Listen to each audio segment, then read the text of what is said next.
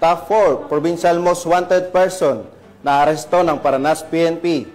Ang detalye ng balitang yan, ihahatid ni Patrolwoman Cristel Palafox.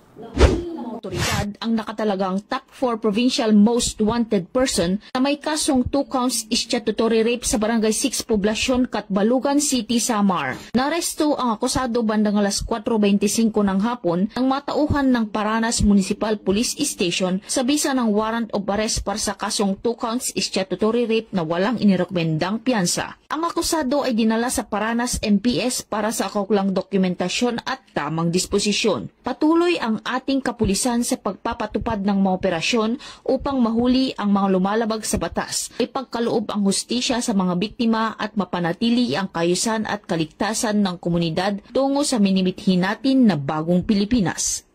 Mula dito sa Eastern Visayas, ako ang inyong PNN correspondent, Patrolwoman Palafox, alagad ng batas, tagataguyod ng Balitang Pulis.